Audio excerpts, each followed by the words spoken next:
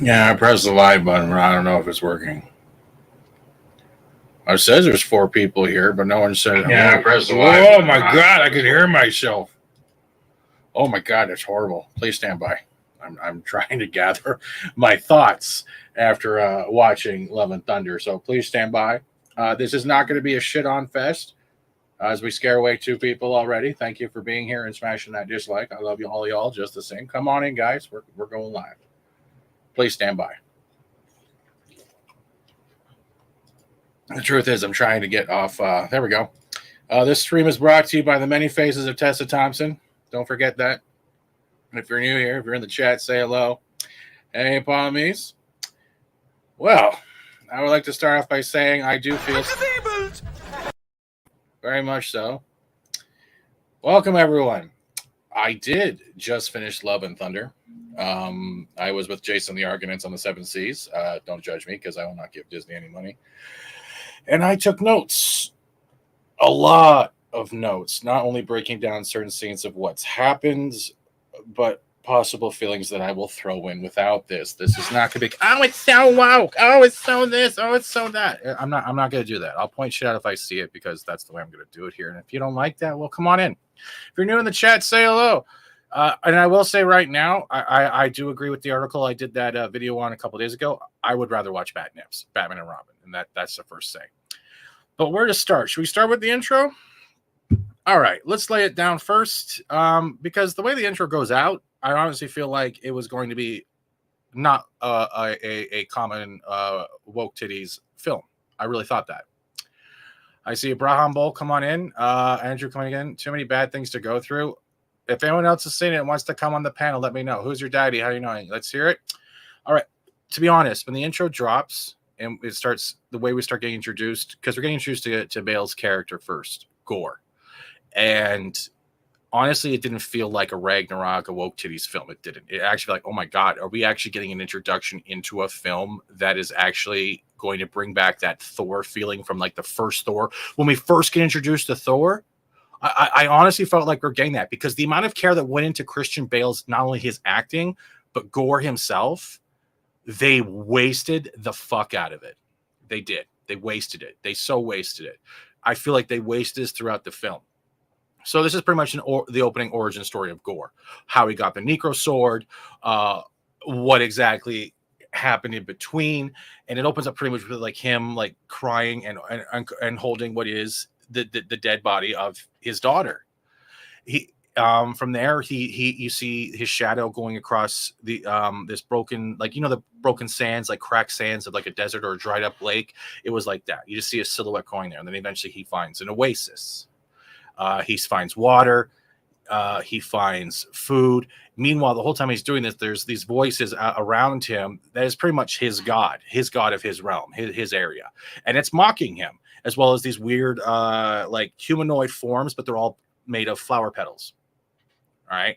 And they're laughing at him. They're really pretty much, it's like talking down to like the way gods would talk down to a mortal, right? It's the same type of shit. It's literally the same type of shit.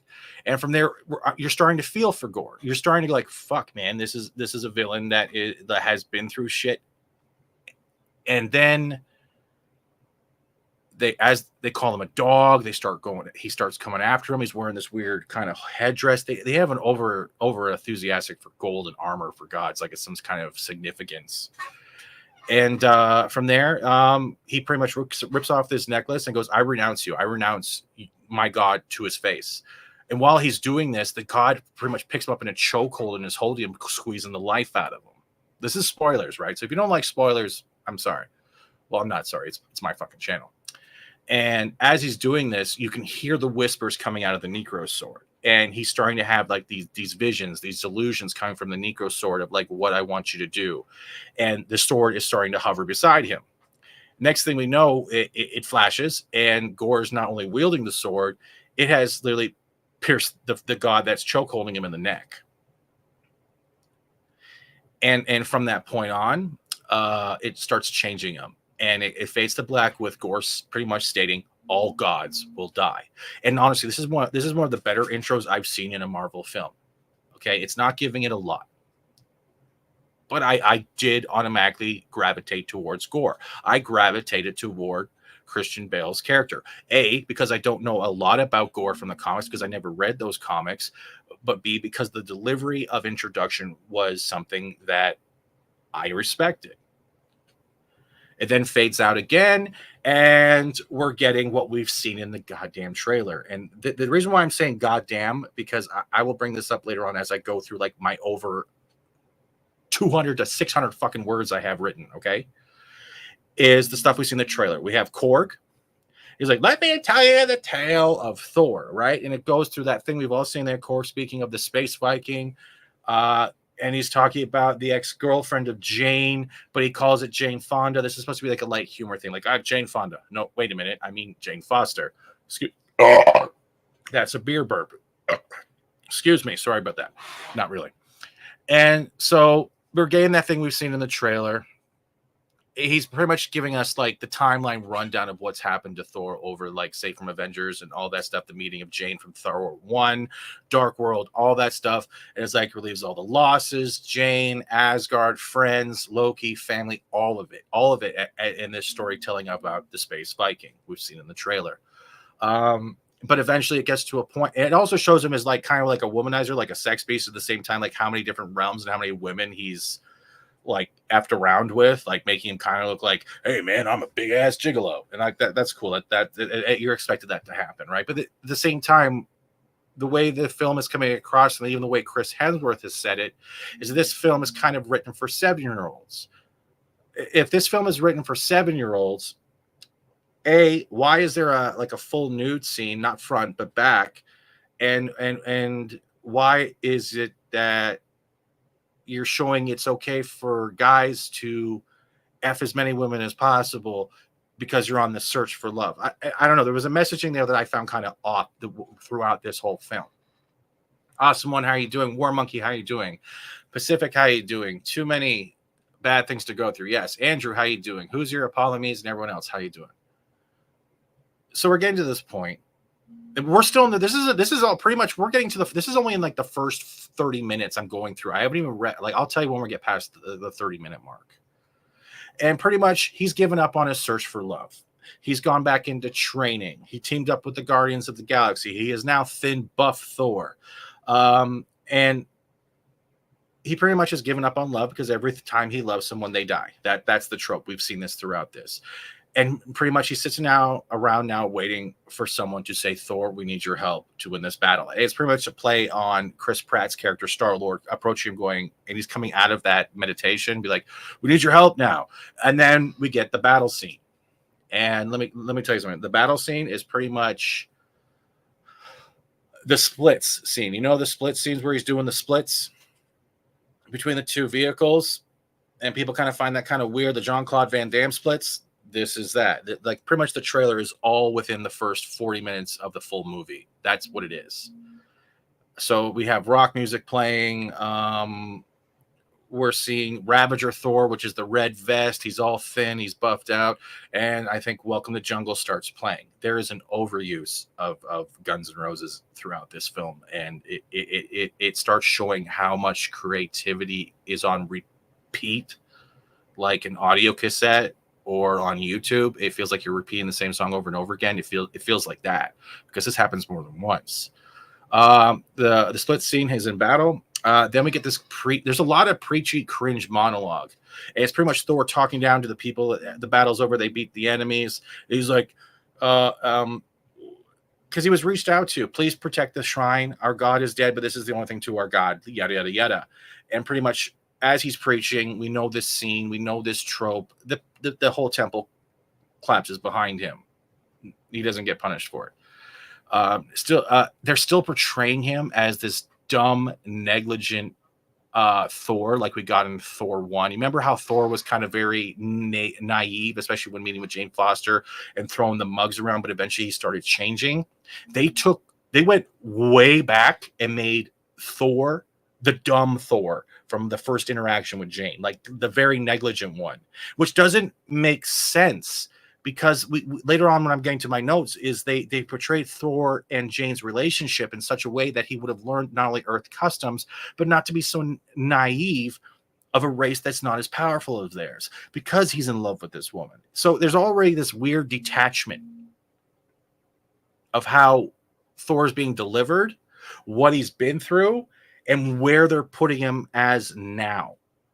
And it makes you wonder why you're watching this. Not in a bad sense, but this film is not like a AAA title. It feels more like you can turn it on the background, and if something scratches your ear, you'll turn your head, but you'll go right back to what you're doing before. That is the whole movie, pretty much. So as we're getting through, so we've gotten all that done. Preachy monologue. It feels like he hasn't grown at all. It's like they've put no growth into this character. Like he's still a giant man-child. There was more character development in Ragnarok than there was in the Thor we saw in this film. It's like they forgot everything. They forgot everything. Christine the Killer Car, how are you doing? Eddie Murphy looking for Nub, pretty much. Yeah. Hey, Six, how are you doing? Have you seen the film yet? Because I know you're doing it later. Another enchanted object, how boring. It wasn't an enchanted object. The God Slayer sword, the Negro sword, is pretty much the sword that can kill gods. All gods feared across, I guess, the multiverse.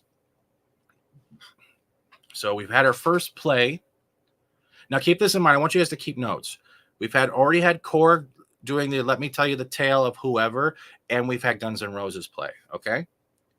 After this battle scene, and they depart ways, Chris Pratt and all that stuff, the weird, awkward, like, hey, someone you love, and he has trying to squeak his head in, and the handshake and all that crap. This is where they're gifted the goat. Wait, I think I'm getting ahead of myself. Yeah, I'm getting a little ahead of myself. Next comes up, we fade out, we're back on Earth. And it's pretty much Jane Foster talking with this no-name chubby kid in chemotherapy. Remember, she has stage 4 cancer. And as much as they're trying to play the seriousness of cancer like they did in the comic books, I don't think they treated cancer in this with any due respect to people who have actually gone through cancer or lost people to stage 4 cancer. They showed no respect of how people might perceive how they're handling it. It's supposed to be strong themes, and this is supposed to be aimed at, like, say, 7-year-olds, as we've seen online, but you're not handling the strong themes in such a manner where it's understood, yet you're still trying to add it to a comic book film. It's like they threw a whole bunch of things in there, but they're not giving the due diligence and respect to the themes they're trying to throw. And that bothers me because that shows you have no emotional attachment to what you're trying to portray as serious. That is one of my biggest gripes without this film.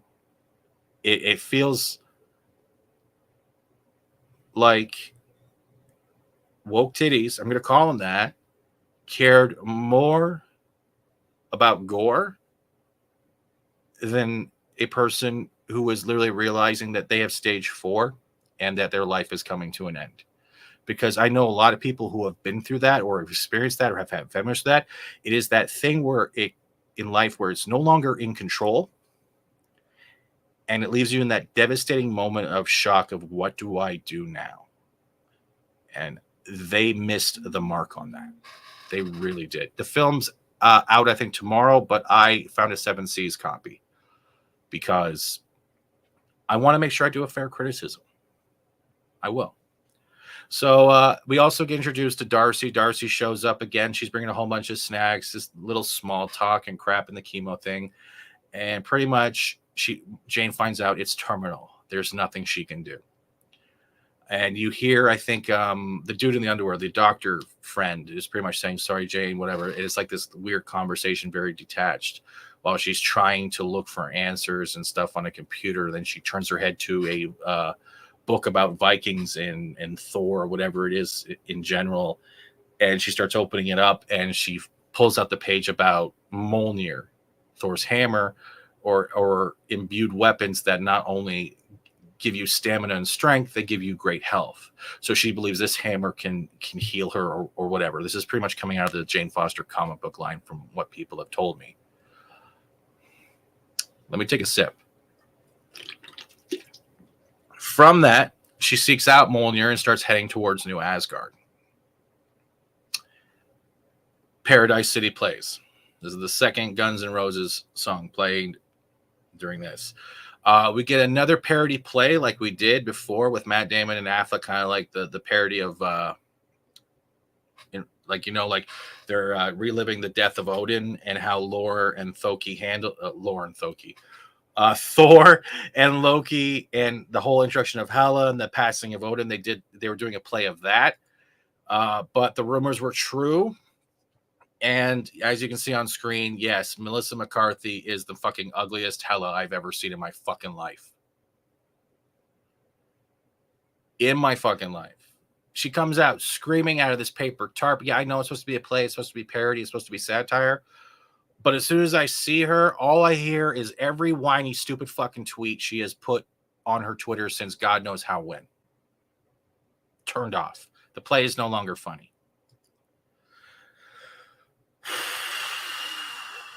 Again, I'm trying to be fair with criticism as I'm trying to hold back my rant of how much they have taken superheroes and franchises and turned them into these, I don't know what you call it anymore.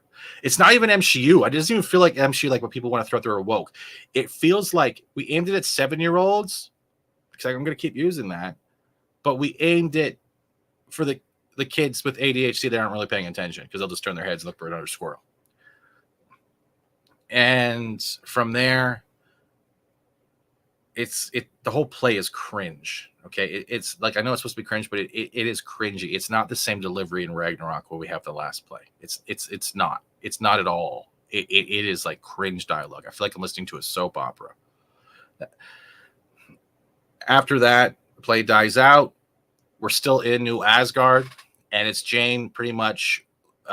People leave, and Jane's hovering over what's left of Mjolnir, the shattered pieces. It's in this weird display with a glass bubble case, right? And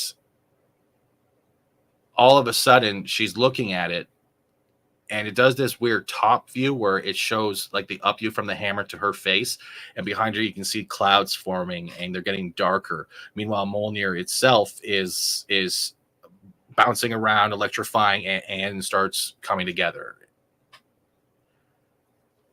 It goes back to Thor, and this is Chris Hemsworth Thor. Remember, there's Thor, there's Mighty Thor, there's Gore, and there's Korg. I don't think they've hit enough vowels of rhyming at this point. And God damn it, I'm sorry, but we now have Thor being gifted the screaming giant fucking goats. This is another thing that I want people to keep note of, because everyone remembers that screaming goat commercial. Everyone remembers that, right?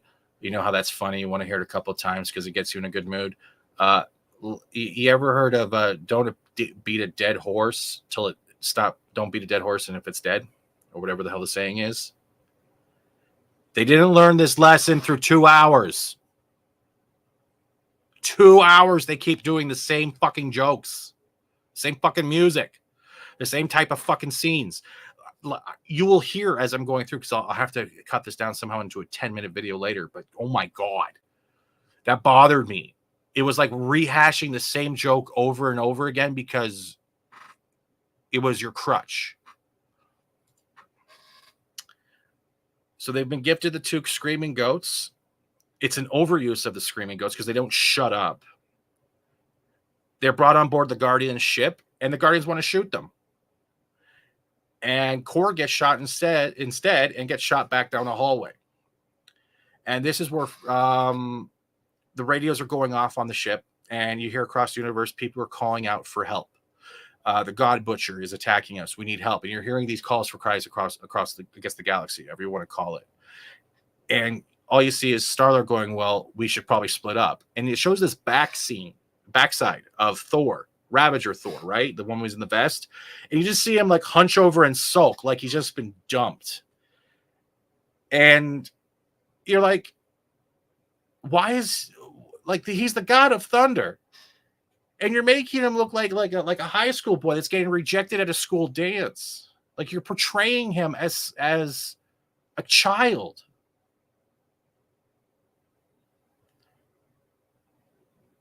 You've taken away everything from Thor that at least he still had throughout these films, and you've made him a Neanderthal, a buffoon. And I mean that literally. When I'm saying buffoon, this is how I'm going to type it, because I didn't know how to put this in a thumbnail. He is literally a buffoon, okay? He is a buffoon. This is the terminology for Thor 4. Buffoon. Because this is what they've made him. A buffoon. He is buff and he's dumb. He's naive. But he's always been like that, Steven. No, he hasn't. Thor 1 and Thor 2 Dark World, he at least stepped up to the plate and manned the hatches. Avengers as well. What we got was depressed high school fat Thor in a thin body who was too insecure, but expects to lead other heroes against Gore. And I'm sitting there going, I don't even think it's research that they're missing. I think it's the lack of hero development, character development.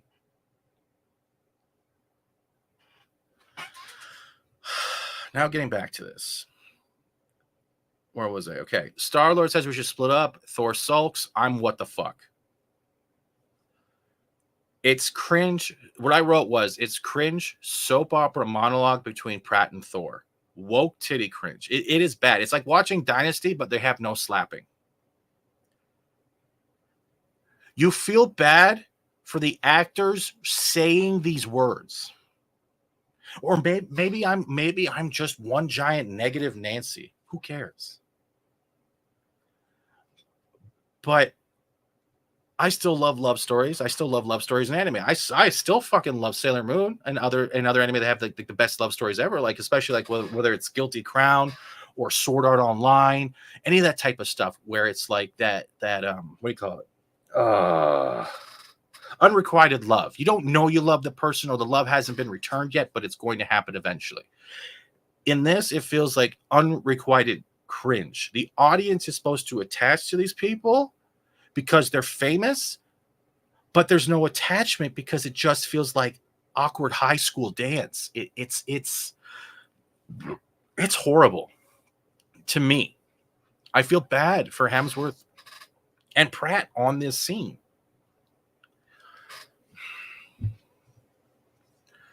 All right, so now we're on to another scene.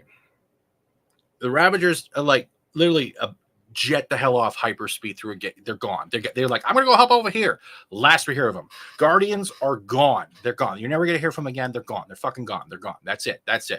It's literally like 15, 20 minutes of fucking Guardians in this while they're trying to get rid of Thor the Sulk.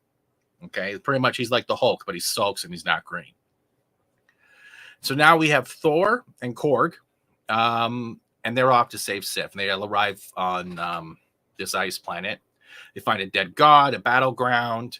I find Sif not only missing an arm, there's more cheesy Asgard dialogue. It's like when you're watching a porn parody and the dialogue is just there to get in between the sex scenes. How can I fix you? How can I heal you? You're missing an arm. Pull out my wang and smack it around a couple times. It's like that type of feeling shit, right?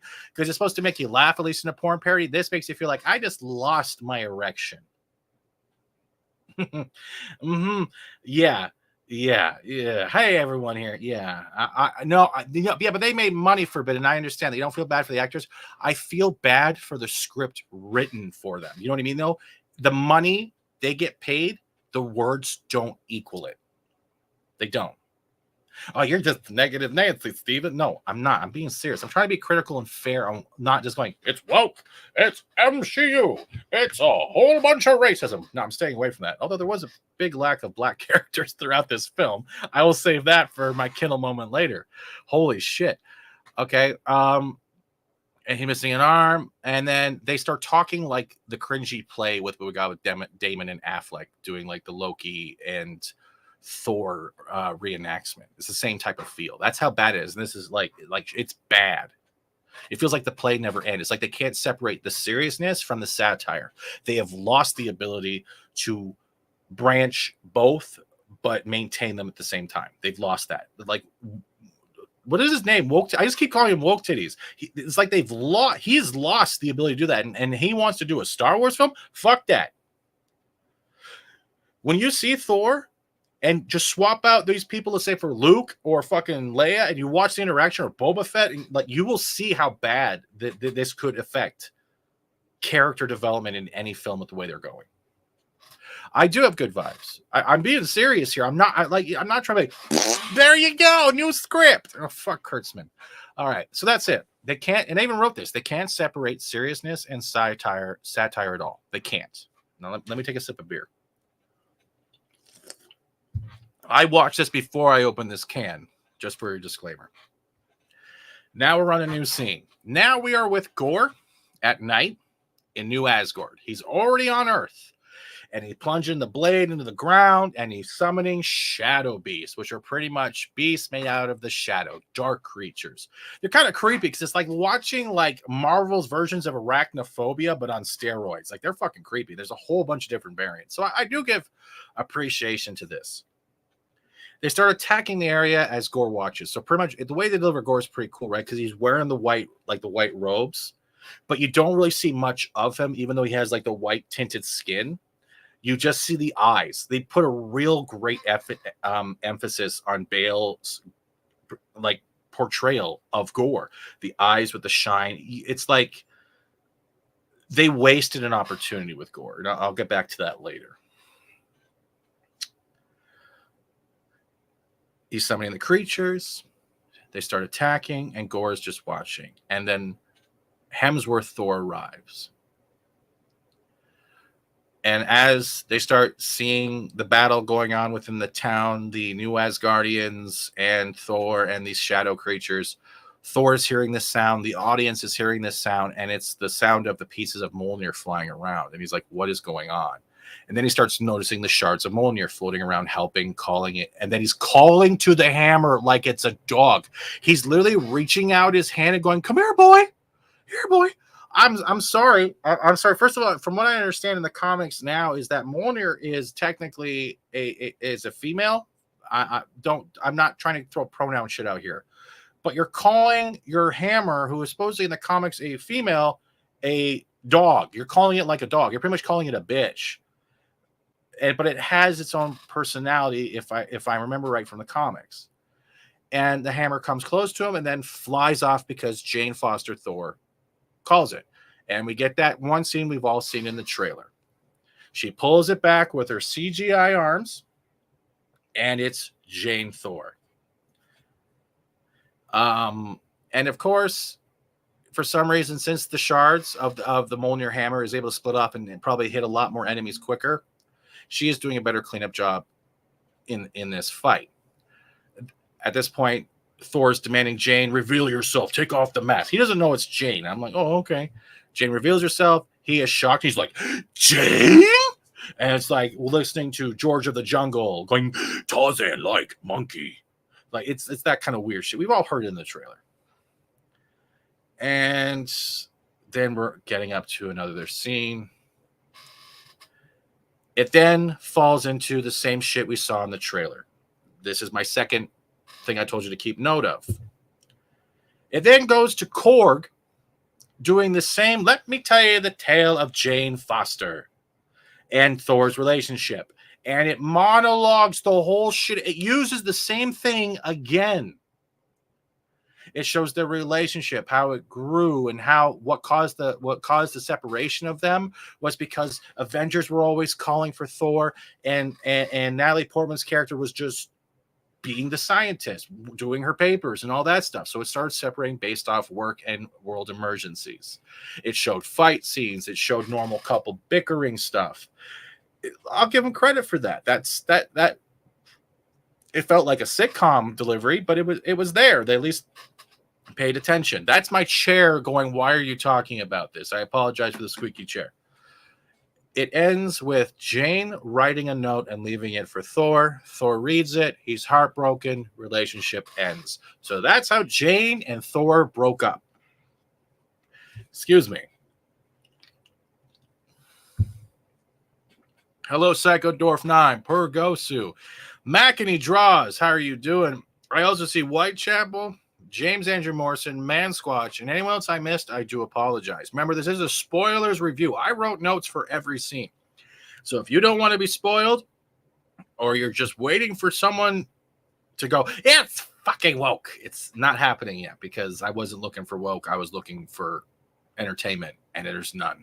I've not been entertained.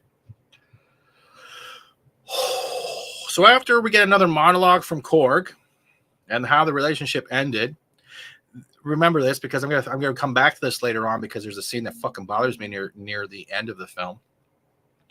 We're now back in the New Asgard battle.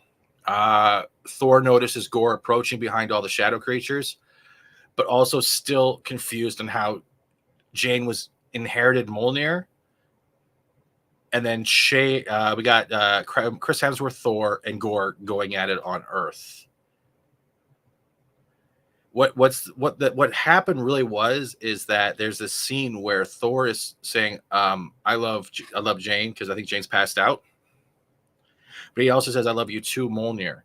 And when he's saying, I love you, and I wish you would protect me and Jane forever, and then he touches the hammer before he's saying, I love you, and then go to sleep, that enacted a new rule in the hammer. So that is why the hammer is reacting to Jane, because he put it in the hammer. I love you both, and I wish you would protect us both. Because as he says this, you'll see the side of the hammer light up, fade out. There you go. So Thor is technically the one who created Mighty Thor Jane Foster. There you go. Spoilers. Pretty much Gore has Hemsworth Thor in a chokehold. And just as Gore is about to reach for his hammer, he goes a bit mental. His eyes light blue, lightning starts coming out of nowhere. And he's like, don't touch my things! And just knocks Gore away. Meanwhile, the shadow creatures that haven't been defeated yet are secretly going into the windows of all the houses where all the Asgardian children are and start kidnapping them all. Just kidnapping them all. The children are taken. Gore escapes with the children. And then we get more cringe, broken up couple fighting uncomfortably. New scene. It is now daytime. Here we go. Yeah, that's pretty much it, Mac. It's just it's bad writing. It's bad writing. That's what it is. Korg had a great line, and I do love it. It must be hard seeing your ex Hammer and your ex girlfriend hanging out. I actually giggled at that. This is the 40-minute mark. This is the first time I've laughed in the film. 40 minutes. Also, maybe because the age gaps is different, and maybe because what people are going to eventually come at me for in comments are, well, it's not made for you. You're a grown-up. Comics and movies and video games aren't for you anymore. And all I got to say to you is, there's the fucking door. Thank you. And I wrote, it took 40 minutes to make me smirk. 40 minutes. I would rather watch Josie and the Pussycats. And this is where I actually wrote, they've made him a fucking buffoon. Bickering with Astrid, which I believe is Heimdall's son, because it's just like this weird his half face who's reaching out to Thor across the universe wherever they're kidnapped from, and he's like, Astrid, he's like, you call me Axel? No, you're Astrid. No, I want my name to be Axel. And they're like bickering back and forth, and I'm like, not even the kids of Asgard respect him. The reason why Thor is so adamant on the Astrid is because it was the name, a proud Viking name, an Asgardian name that Heimdall gave his son. And Axel is just like, meh, meh, meh. And so it's like there's no respect for Thor at all. After everything he's done, cutting off Thanos' head, all of this stuff, nobody respects him. Nobody. Not even the writing respects him. That's to sum up this movie so far. Now we have Jane, King Valkyrie, goddammit, Kor, and Hemsworth Thor. They're all talking. They're talking about the Shadow Realm and how to journey to meet the other gods. This is where we're getting introduced to the pantheon, talking about the pantheon of Zeus and other gods in general and their safe space, because Gore can't get there or whatever. Meanwhile, as they're prepping, the goats are still screaming the same scream. There's this awkward dialogue between him and Jane, and all of a sudden, Thor's axe starts hovering in off scene, like you know those controlling girlfriends, like, why are you talking to her? Like, you know, with the tapping foot and the arms crossed, like, what are you doing? Is that what you want? Is that what you need? And the accent's really there. And Thor is literally like looks like the bitch in the relationship at this point.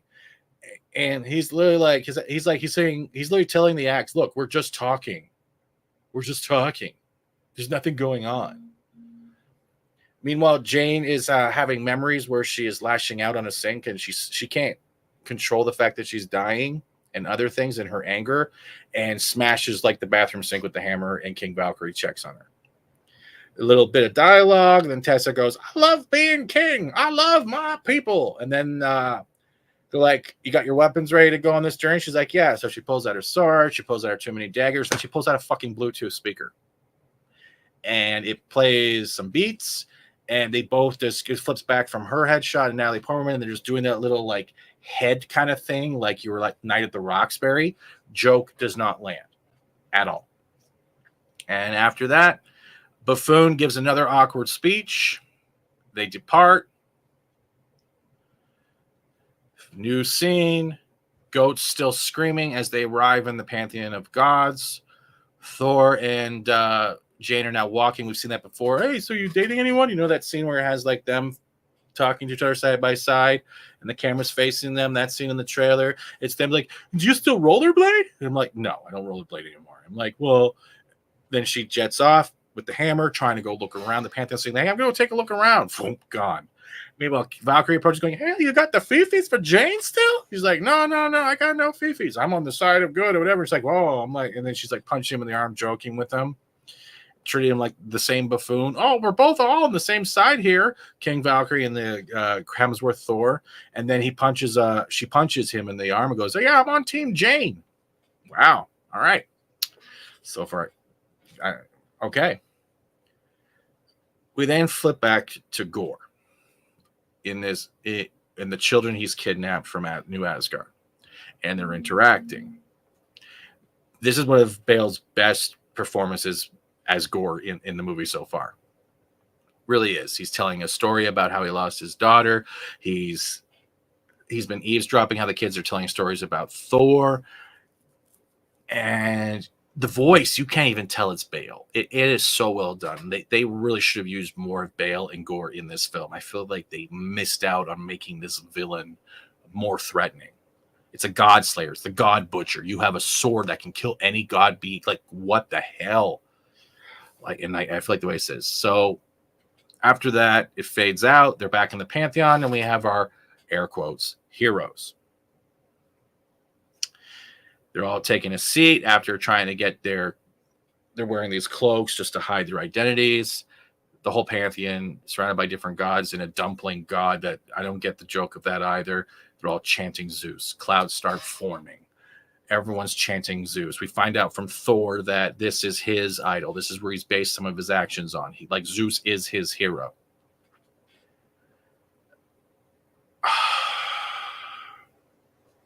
Give me a second.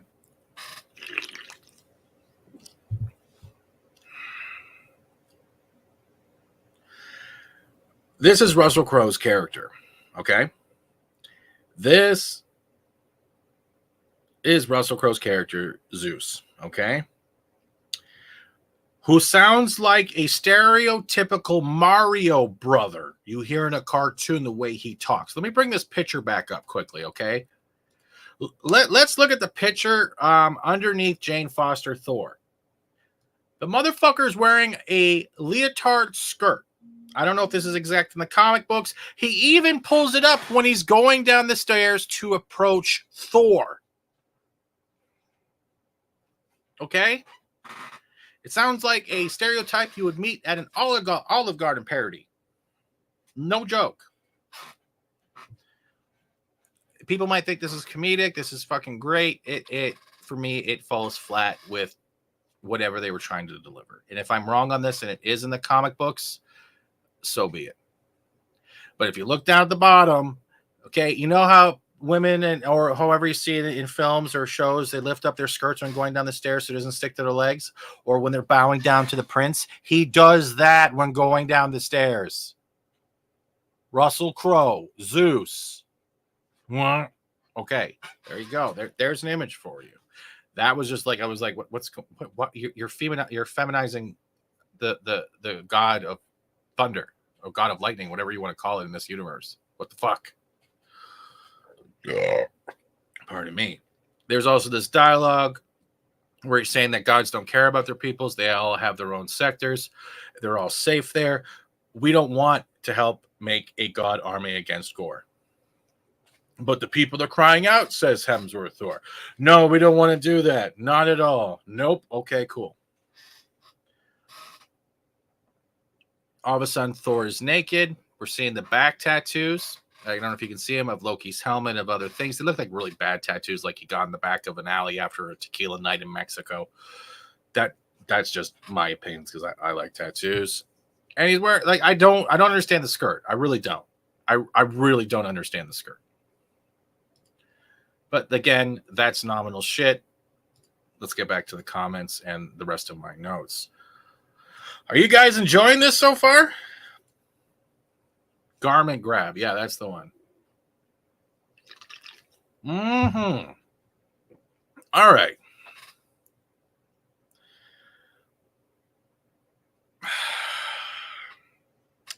This is the same scene where the women faint, insinuating that Thor's dick is fucking humongous, because multiple women keel over, and then Zeus is like, "Oh, I'm gonna clothe you now," and all the women get disappointed. Great joke, because nothing that is white is 12 inches.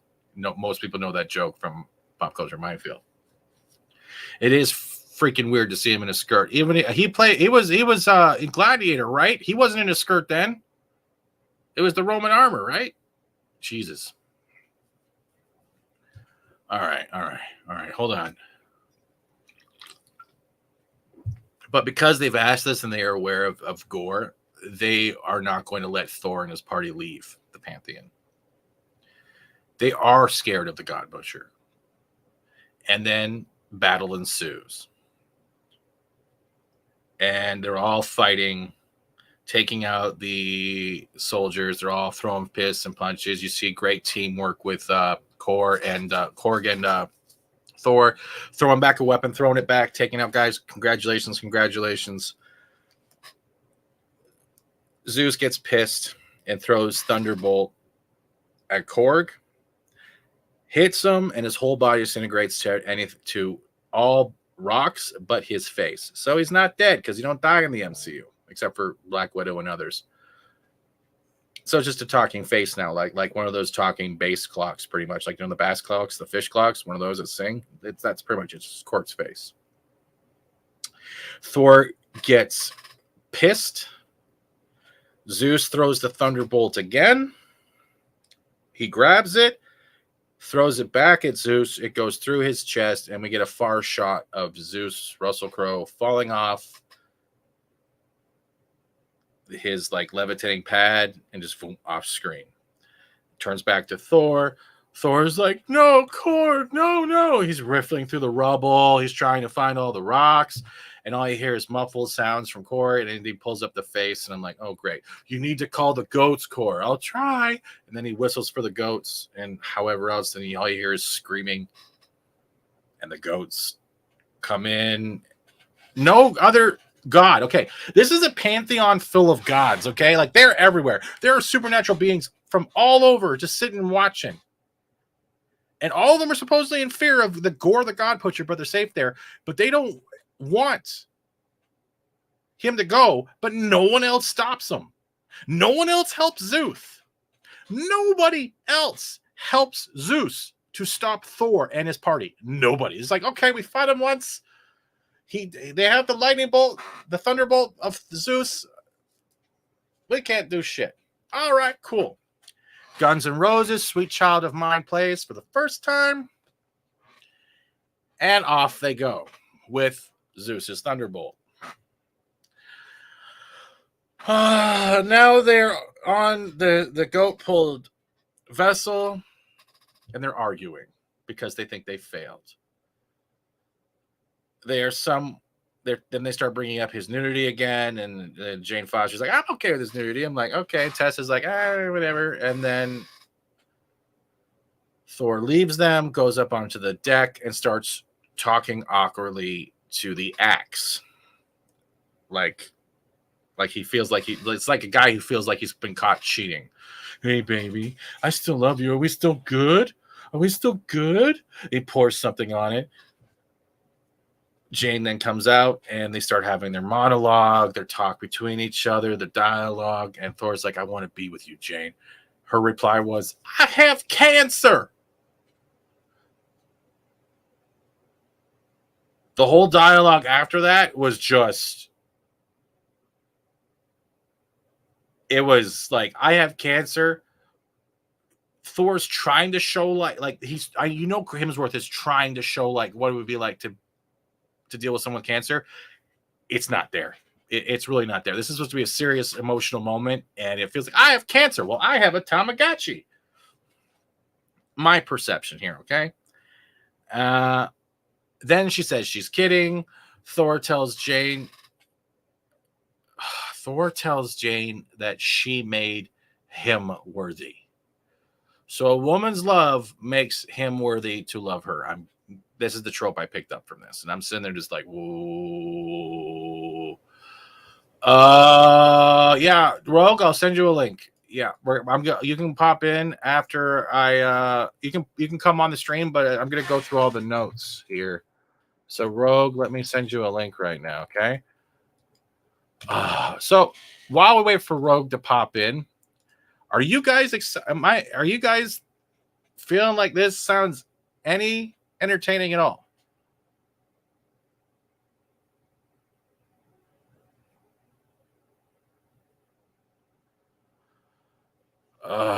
It's been sent, Rogue. Then Thor tells Jane she made him worthy.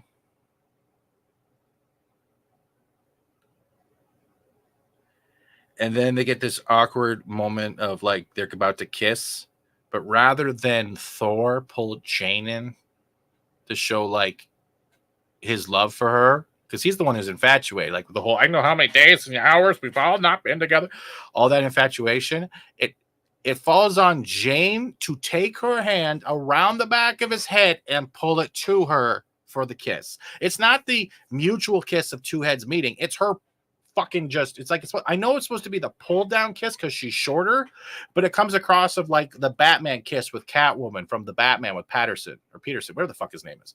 It's the same like, come to me, I am in charge. It's like, it's like I'm gonna put my mighty Thor in your mighty mouth. It's like that's what it is. That's what it feels like. It's like every serious. It's pretty much Valiant. I'm. I need to take a quick break. I'm not leaving the stream. I just need to take a break before I keep going through this because we're almost getting to the end of the film, okay? Like not to the almost the end, but we're getting through my notes. It felt like a dominant, I'm in power of this relationship with Jane's kiss rather than a mutual kiss of two people that still have feelings for each other.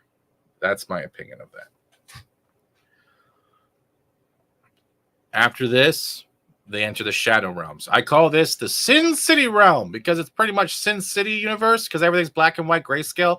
And the only moments of color is when they activate their godly powers. And you'll get like a low hue of like blue or red or gold or whatever the fuck you want to call it.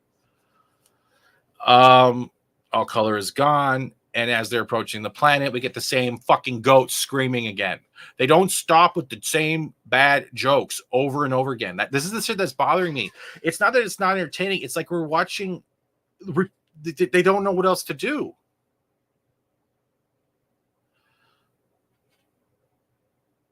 They find out that the Bifrost that's in these pages or this book, the Bifrost is the key for Gore to get to eternity, unlock the door to eternity, and make the wish to revive his daughter.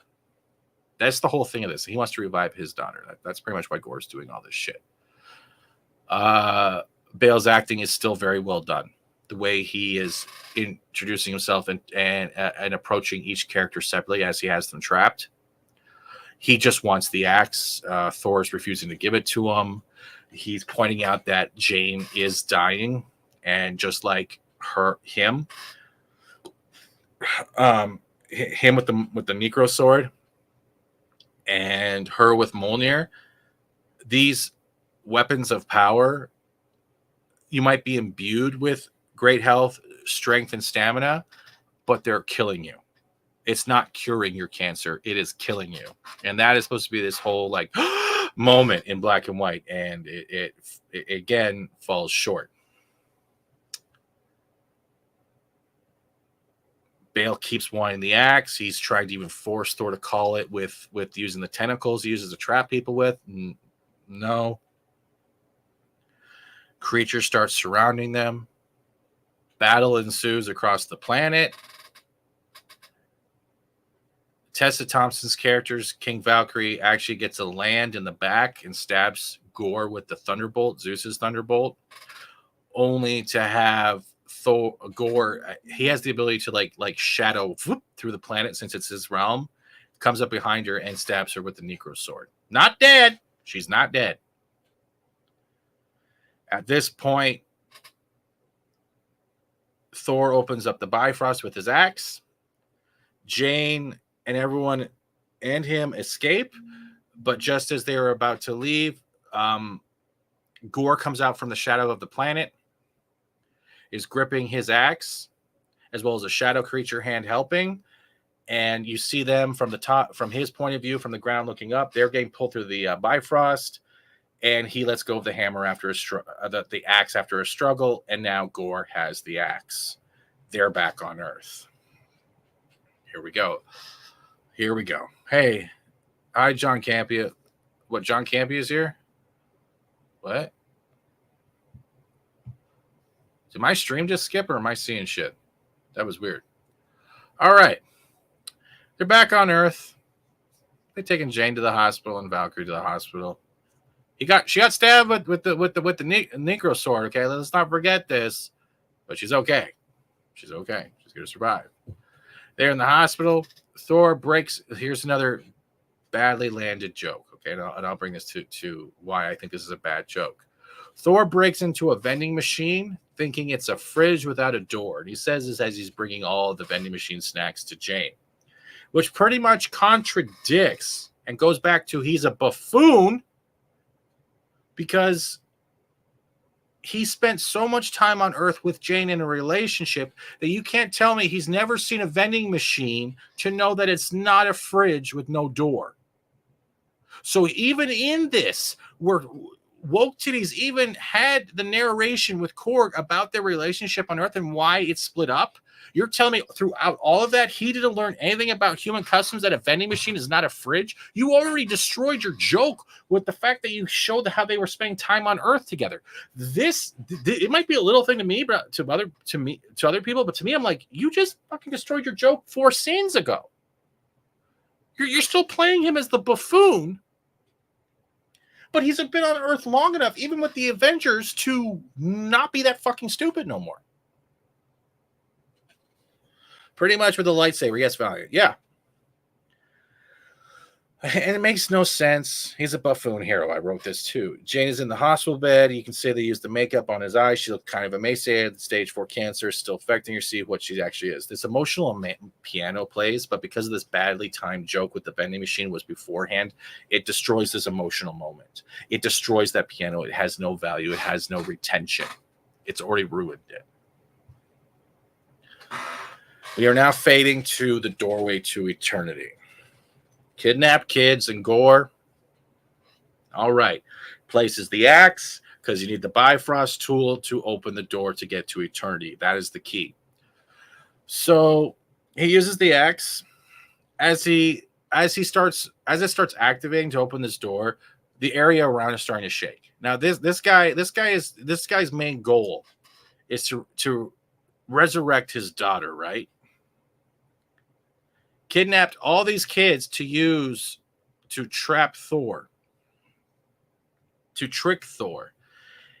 And while this door is opening, one of these giant ass statues literally is falling. It breaks off and is falling towards all the kids. And now all of a sudden he has no care for these kids at all, but he wants to resurrect his daughter. No care for these Asgardian kids. And this thing almost crushes all of them, but as we know, superhero Thor shows up and holds it and saves all of them. Maybe I'm misunderstanding this whole scene, but like the whole thing is you're going to resurrect your kid because you love your kid. So you would have some type of attachment to other kids because you kidnapped them to use them to get what you wanted. And you're going to just let them die because of a collapsing statue head. That right there. I'm like, what's going on here? Again, hey, subhuman, what's going on? This is where my departure of intellect is. Like, my logical brain is like, this does not make sense. You have a villain who wants to resurrect his daughter, but you're willing to let the kids you kidnapped, that you've kept safe for this kidnap to use as a trap, just get crushed by a statue head. All of a sudden, you don't give a fuck no more. This whole thing is about a father who wants to get the love back of his daughter, but you're willing to let numerous kids die that you've not killed at all or tortured. Bad writing. Again, bad writing for me. If he cares so much about the daughter, why does he not care about the kids still there? Thor saves them. He then turns to this. This is where it becomes Saturday morning cartoon Ren and Stimpy stupid to me. He turns to the kids who are still afraid, who think they're not worthy. He goes, "Fight with me." And I'm like, how the fuck is this saving the kids? He then, with the thunderbolt from Zeus, uses that fucking monologue that Odin did when he whispered in Mjolnir in Thor 1. And he's like, well, with these worthy speech, and to their weapons make them worthy. And this is including a stuffed rabbit.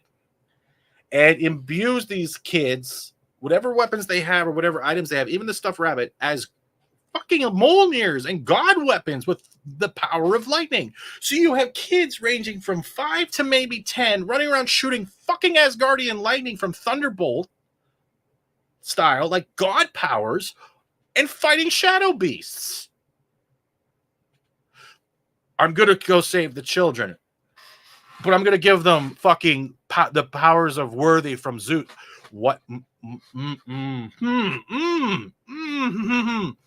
And you get these scenes of kids kicking ass. You got this one girl screaming with a close with her eyes glowing, holding the bunny rabbit that's shooting lasers and just wiping out shadow beasts. And all of a sudden they're not afraid because they got God-imbued worthy powers. God weapons. My bad. Thor is fighting Gore. Back and forth. Rock music is starting to play. These kids are now weaponized, underage kids weaponized with all these powers. You're Asgardians. You should know better. They have kids contradicting him.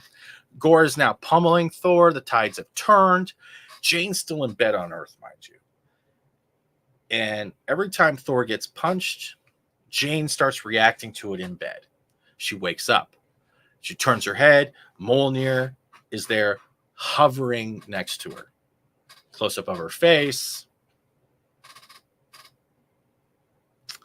She knows what she must do. Save Thor, the man she loves, the buffoon. I will save him. So now she comes pummeling in out of nowhere, riding King Valkyrie's Pegasus, or winged horse. I don't know how you identify those. They have this awkward look. Thor's like, what are you doing? She's like, I gotta do this.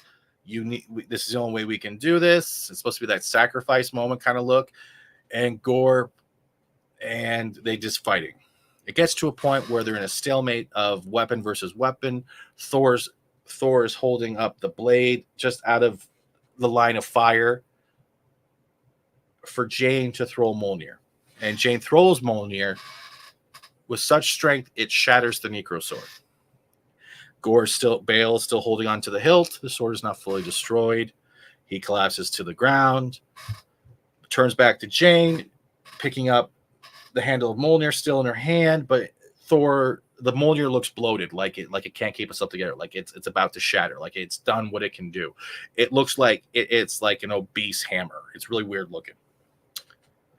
She's like, all right, whatever, what the fuck? holds it up in the air, and that's the scene we've seen in trailers before and leaks, where she's holding it up, and that big bright lightning is coming from the sky and imbuing her. This is her last attack. This is the last of the mighty Thor powers she's unleashing on Gore. She slams the ground. This lightning bolt travels through the ground and shatters the rest of the hilt of the Necro blade. Necro sword. I think Necro blade's a better name. Gore now no longer has God Butcher status. The sword is gone. Deep breath. Deep breath. There's some weird dialogue. Heimdall's son teleports all the kids back to New Asgard or wherever it is safe, while Gore just gets up and walks through the now open portal into eternity. And not just that, all of them seem to be teleported. So Gore is there. Jane is lying there in her white robes from the hospital because the mighty Thor powers of Mjolnir are gone. We don't know where the hammer is. And Thor is the only one still in armor.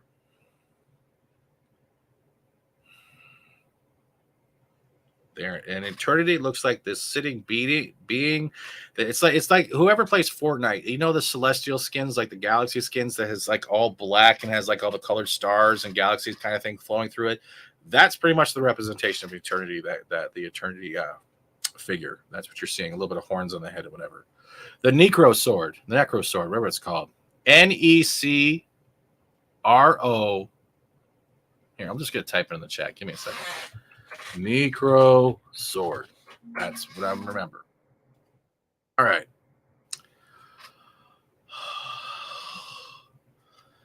It's at the point now where we're seeing Gore. He is back to like fleshy tone, the whiteness, like the white and dark skin color. He's having like the pure white with the black tattoo kind of marks. Those are all gone because the Necro sword's been shattered. So he's back into the original Bale Gore kind of image we saw within the introduction of Gore from the beginning of the movie. He's raising his hands up to eternity. Banter back and forth. Gore makes his wish. This whole understanding of like, you just need love. You're missing love in your life. I choose love. Don't turn your back on me. I would rather talk to the woman I love than talk to you who has no love. It's this weird fucking dialogue about love that had no pretense. I know that love is supposed to have a pretense throughout this movie, but yeah, I got a spoiler that's gonna hit you at the end. Gore makes his wish, and then he's on the ground dying for making his wish. And the now reincarnated daughter is beside him. They hug. He is crying. Gore's character is so well delivered throughout this film that they needed more scenes with him. Honestly, Gore is the only thing that I have the utmost respect for throughout this whole film, and they lacked on it. Gore was... If they did more of Gore in this film and focused on them and more interactions with making him a valuable villain and character, the movie would have been better. And it's like they put too much into comedic value, but the comedic value is what murdered it. Because the comedic value was repetitive nonsense and bad timing. As I keep going on, he's more meaningful and acted than the heroes. And I'm wondering to myself when I wrote this, is this the whole villains are also good, just misunderstood?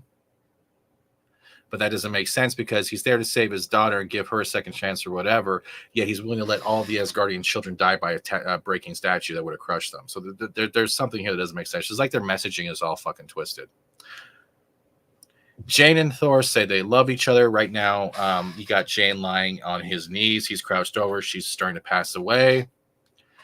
And the next what the fuck moment for me is Jane starts turning into gold dust like Odin and fading off into Valhalla. She's still human, the last I remembered. Just because she had the powers of Thor, that doesn't make her Asgardian or god, so she wouldn't technically fade into gold dust like Odin did in Ragnarok, but she does. Gore, lying, dying, turns, reaches his arm out to Thor, Hemsworth Thor, and it says, "Protect my love." And he's referring to his resurrected daughter. Fade to black. We're in the final scene. I'm not including secret scenes, okay? Now bear with me. Gore does die, okay? So the villain does die in this. This is the third use of Korg telling us the tale. The tale of Jane Foster. As the kids are showing scenes of the kids being returned to New Asgard. It then also flips to a scene Korg now has his body back.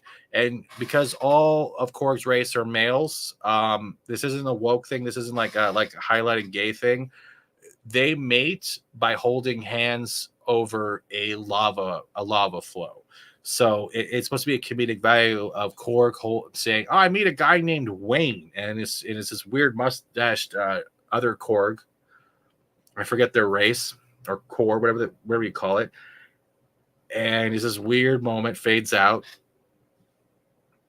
And now Thor is making pancakes for Gore's daughter, who is now inherited as a daughter, pretty much. Thor Dad Thor is what Korg calls him, but Gore's daughter Gore's daughter, who now has the powers of a god or celestial, whatever you want to call it, calls him uncle. So there's already a miscommunication of terms there.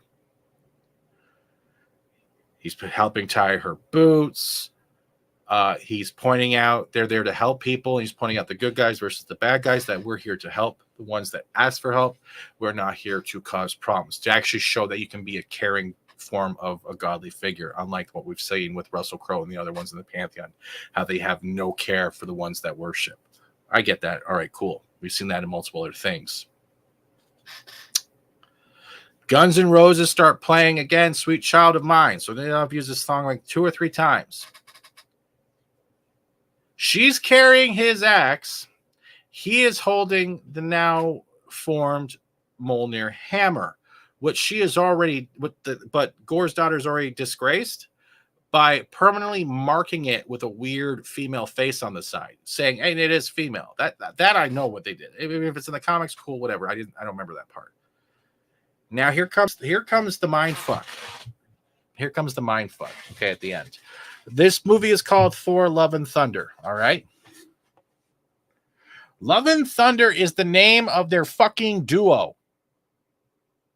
The child's name is Love, and he is Thunder. That is the meaning of the title. Their pair is Love and Thunder. Gore's daughter is Love. Thor is Thunder. Love and Thunder. That is the whole meaning of the title of the movie. Yeah, that's it. That's fucking it. Love and Thunder is Thor and his newly adopted daughter. That's it. Fades out. And then everyone knows the secret scene that leaked with Hercules being sent to assassinate fucking Thor. And that is Brett Goldstein. You can find those videos in my channel somewhere. That is Thor: Love and Thunder. Rogue, I sent you a link like a while ago. Cloak and Dagger, yeah, Love and Thunder. Yep, that's pretty much it. That is Love and Thunder. That is the baseline. That is my spoiler review. That is pretty much what I did for the last 2 hours. Christian Bale was the best in this film. Everything else felt like reused, rehashed, repeated jokes, timing, writing, characterizations, and nominal bullshit. You know the saying, the left can't meme? This movie feels like a left wrote it. And I'm not even trying to be political in this. That's how unfunny these moments were. When I think of the things where Hemsworth said this is written for 7-year-olds, 7-year-olds are smarter than this.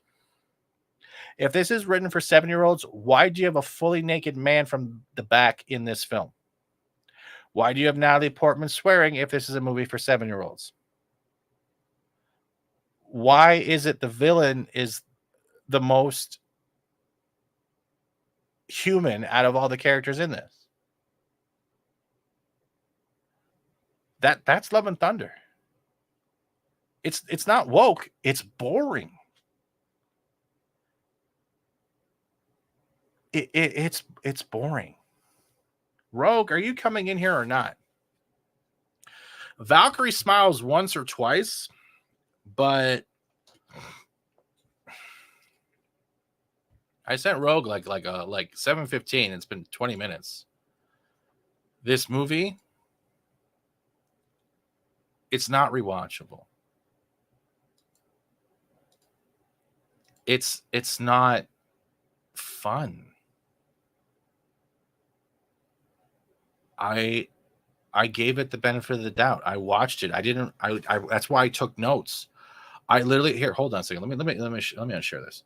I'm gonna quickly make this big, and I'm gonna scroll all the way up so you guys can know what I actually fucking wrote. Because I got nothing out here. Share screen, share window, bam. When I say I wrote, I fucking wrote notes to be as fair with criticism and scenes in general. I fucking wrote, okay, for 2 hours. All of this. So I didn't forget anything. So I wasn't being unfair and making up hearsay. I wrote all of this during the film. I even had to rewind a couple parts just to make sure I got it right. I didn't have fun watching this. I didn't. I'm not saying other people won't. But when you're seeing like shills out there like saying, oh, there's going to be that crowd that's just not going to like it, or you're just going to be that type of people that like it and say, well, all the jokes landed. It was great. You know, you're full of shit. You can still be positive and say something's bad, can't you? This wasn't this wasn't well written. This wasn't fun. For me, it wasn't. And I still love comic books. Okay, I still play video games. I still watch cartoons. I watch anime. So you can't say you're too old for this. That's not it. I'm still watching current new stuff. This was bad. For me, it was badly written. It was boring. It's supposed to have serious themes, and you put shitty jokes in front of them, taking away the meaning of these serious themes. You have a lead hero who is nothing more than a buffed foon. He is a buffoon. You have made him dumber than when we first got introduced to him. You have made him dumber. Kids don't respect him. New Asgard doesn't respect him. Nobody respects him. You have turned Thor into, he's not even a meme. What you've turned him into is a joke of a strong male character. You have taken away his masculinity and turned him into an insecure boy at a fucking high school dance. This Thor is not someone anyone can look up to. Period.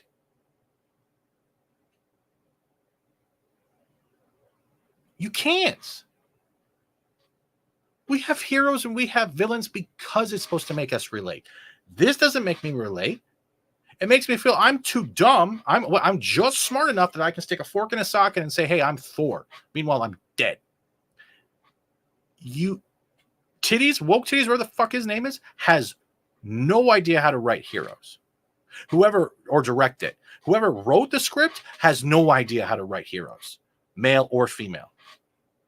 You do not know how to pay respect to terminal patients at all. I don't know what type of crowd you were writing this for. Sorry, man. That's okay. I said it like a while ago, yeah. But I'm sorry. I'm literally walking my dog right now. I just got back from the theater. That's why. See, she takes a while now with her hurt knee. So I've been sitting for like 20 minutes waiting for her to move. All right. Okay. So have you been listening? Yeah, I've been listening on and off. I'm sorry. You don't have to apologize, but have I been explaining it almost word for word? Yeah, I will say this. The one thing I would say is that I think Doctor Strange is probably worse than this movie, in my view. Yeah, but it's Batman and Robin is better than this movie. Oh, Batman and Robin is definitely better than this movie because it actually keeps the characters the way they're supposed to be. Yeah. You can. Puppy. I'm trying to make her move. I'm sorry. I'm going to turn my camera back off though. If it has a hurt knee, it's okay. It's fine. Everyone likes puppies. But okay, you came back from the actual theater, right? How packed was your theater? About 35-40%. So it wasn't even packed. No, it was not. And this was a big AMC. Like this wasn't like it's like an Orlando AMC, like a big city one. It's not middle of nowhere. Valiant says, FYI, Fats, our Rotten Tomato critic score has now dipped to 69% with top at 55%. It's okay. So yeah, and I can't wait for the audience score because this comes out tomorrow in theaters, right? Like it's pretty much. Is it released today or tomorrow? I think it was released today because I had showings as early as 12 or 11, so that's not a preview. That's like there were showings for non like IMAX at 10:30 in the morning. Yeah. So that's not a preview screening. It seemed like almost a full day. I've never seen that before for Thursday previews. Normally they used to be 7:00. Now it's like moved up to 4:00. At least for Maverick, it was 4:00 for me. And now it's like, oh, if you don't want to do IMAX, you can see it in the morning. So I guess the theaters don't care. All right. So then how would you pre-sales for Thor were 40% high in Doctor Strange as of last Friday. Holy shit. That's because Thor is also, I think, more bankable because of Hemsworth. I think people like Hemsworth generally. Yeah, but it's 40% behind Doctor Strange. It's 40% behind? Yeah. That's bad. Valiant's probably at work, but he's welcome to jump on if he wants to. So is that like a summer thing? Like people on vacation not seeing movies?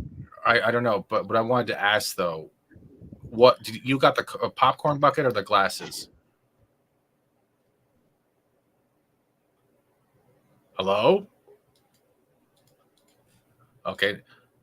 I just tried to ask. Oh my God, what? I'm saying no, there was collectible glasses and I know there was other things. Did you get any of the collectibles? Shoot a link, all right. Yeah, I got the popcorn bucket. I shared it in our the Legion of Memers chat. Okay, hold on, just give me a second. Rogue and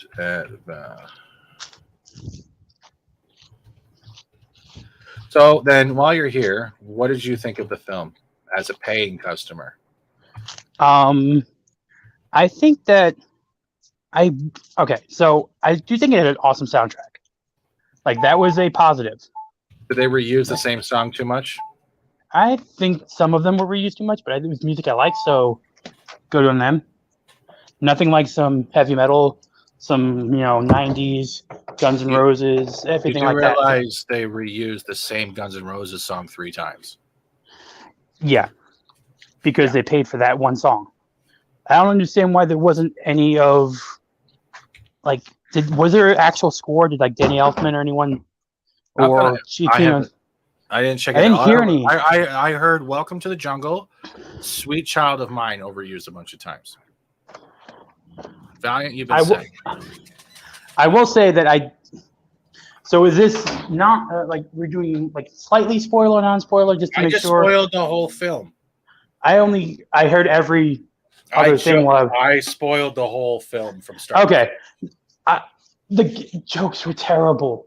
Like there was one time my theater chuckled. One time. Was it the ex-hammer and ex-girlfriend joke? No, it was at the goats. They wouldn't shut up. That was the when the goats came in, and then when the was Korg's face was alive. People got happy about that. I guess they like Korg. Don't know why. Guess I like Korg. All right. Well, welcome quickly. We have Valiant Renegade. Other thing is, did they reuse the Korg telling a tale too much? Yeah, that was kind of pointless. I get the point of it in the beginning for the monologue, but why do they need to be an end monologue? And are we setting up? And I'm gonna ask this: Are we setting up Miles, the Miles Morales style Thor right now with Axel? Are we getting that in the future? With the secret scene with Hercules, yes, because Axel's going to be the one pretty much teleporting Thor to save him, because Hercules is now the assassin for the next film sent after to kill him. And hello, quickly, Valiant Renegade. How are you doing, sir? Hey, good. No, I'm at home. I was just cleaning up in the kitchen. Actually, Renegade Junior and I are building a big old Lego Ecto 1. So, oh, that's awesome. Yeah. So, about to get back into that. But now I heard y'all. I've been listening the whole time. I've been here for the last hour or whatever it's been since you started going.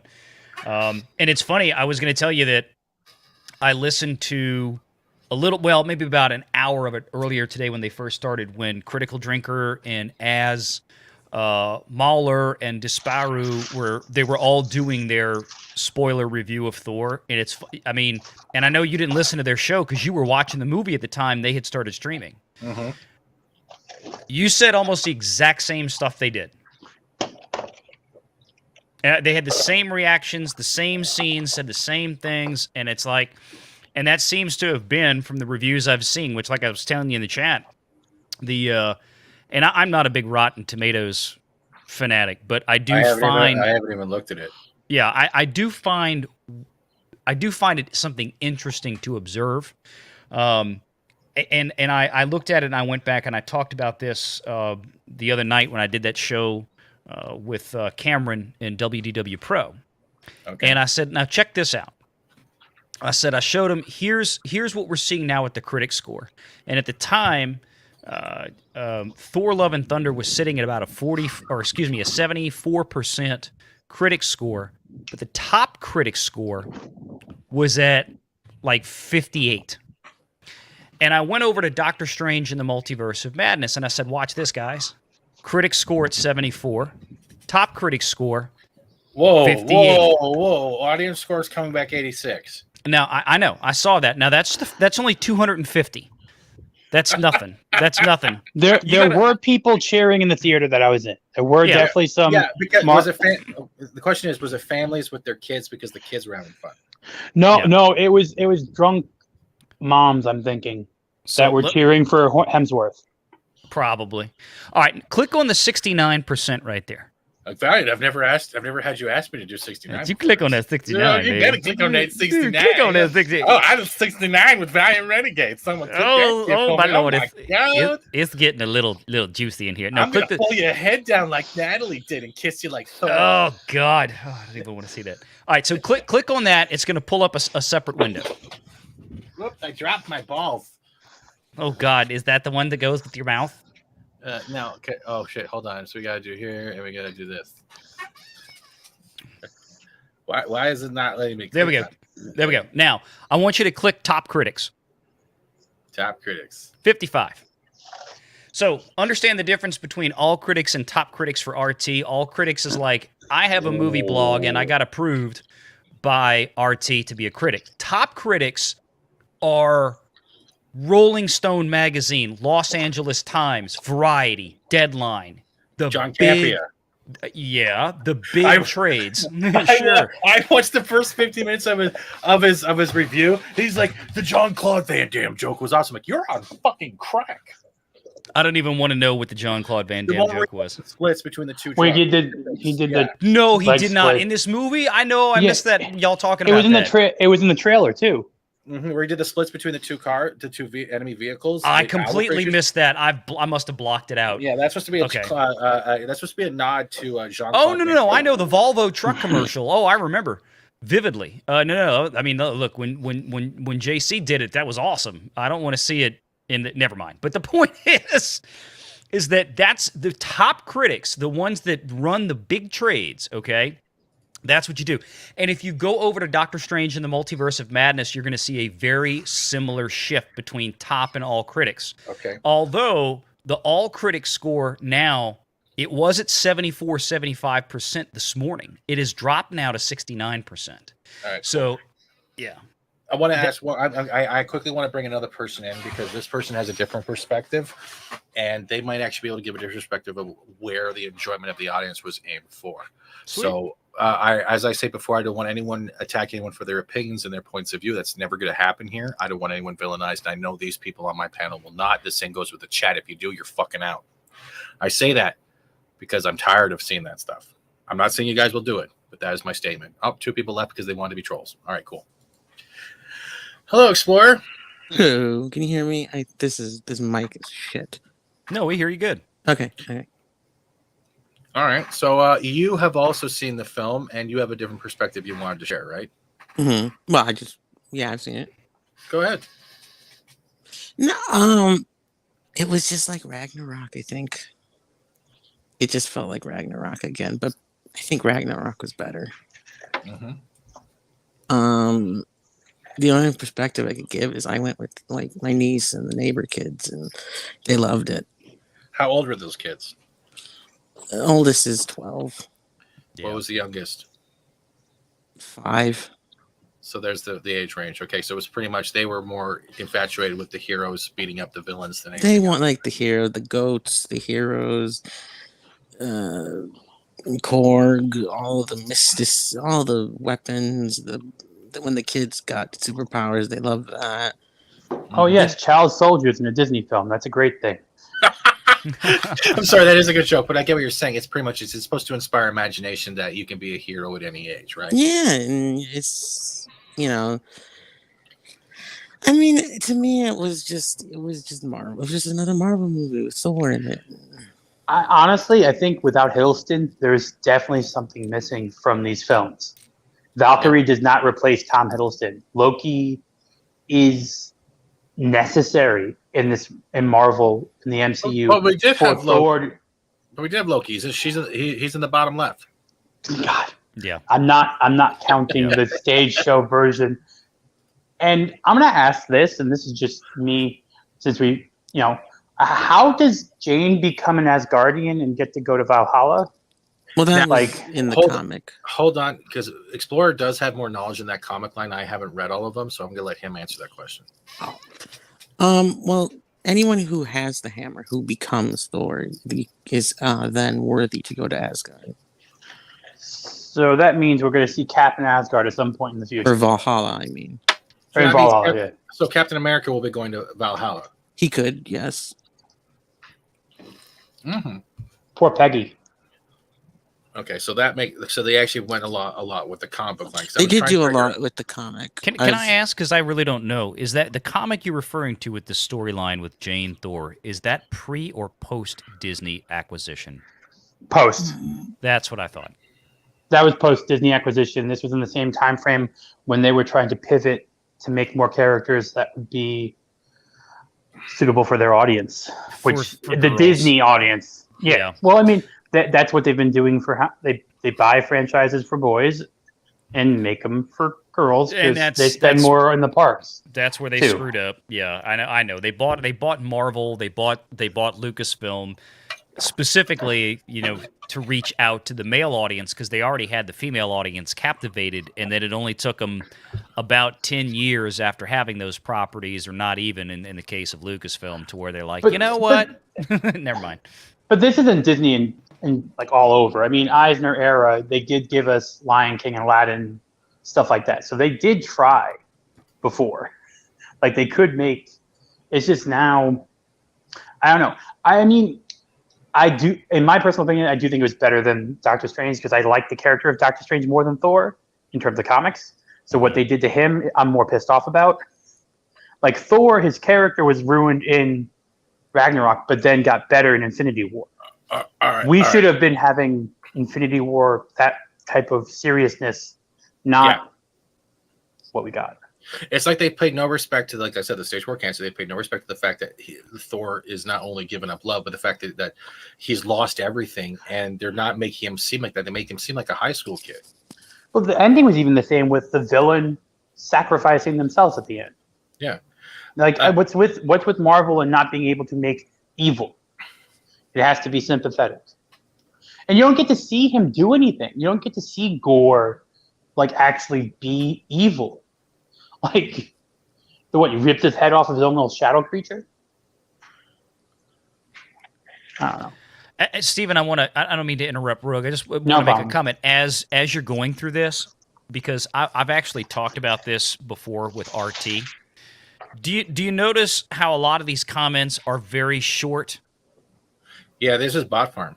This is yeah, it absolutely is. The verified reviews are bot farms, especially for big productions like this from Disney. But you can tell it is because look, the ones that start with love, that's that same thing. They just changed it. Amazing is a key word. How many people would think about this for a second from a realistic standpoint? How many people would go through the trouble to verify, if you've never been through the process on RT, to verify that you bought a ticket? Like, you have to link your account to Fandango, you have to do this, you have to do that. The people that go through this, that go through the trouble, now the ones that write paragraphs like that, more than likely legit. Yeah. But these little one-liners, I'm not taking the time to go through all this bullshit to write, "It was great." No, the key word, you can sometimes tell if they're bots. I'm not always going to be right, but look, you can tell it's somewhat that it's a bot because look, loved. That's how you can tell it started.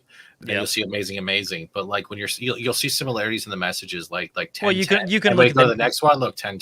Yeah, you can look at the names and figure it out as well. What does DILF mean? Thor. Dad, I'd like to. It's the opposite of MILF. MILF. Thor, I would like to fuck. Oh my Yeah. god, really? That's what you put 10 recommend. Well, you want to fuck him? That's 10 out of 10. Like this is.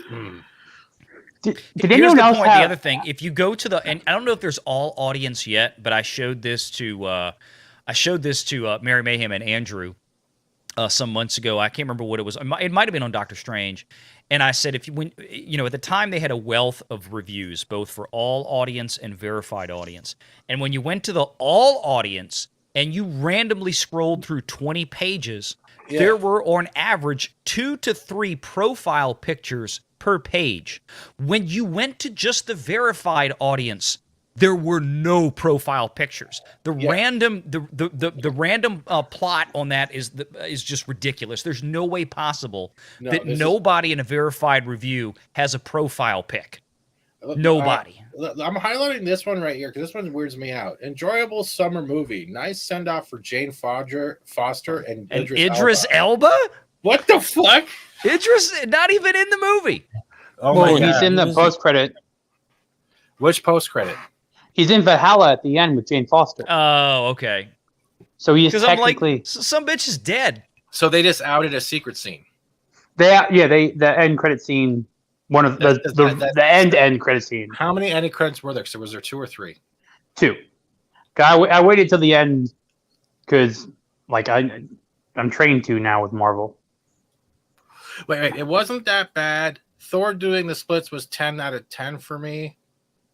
That was stupid. It was. Despite over the saturation of jokes, I agree. Okay, let's put it down here and I'll ask all three. But I don't know if you've seen it, Valiant. I'll send you the link where I saw it later. But I'll ask Rogue and Explorer. Do you think Bale did a great Gore and they wasted him? Yes or no? Yes. I think Chris Gore. I think Gore was probably cut down from what he could have been in terms of, I'm wondering if that's why it's shorter screen time, because this is like a pretty breakneck movie in terms of pacing. And what about you, Explorer? I think Gore should have been more ruthless.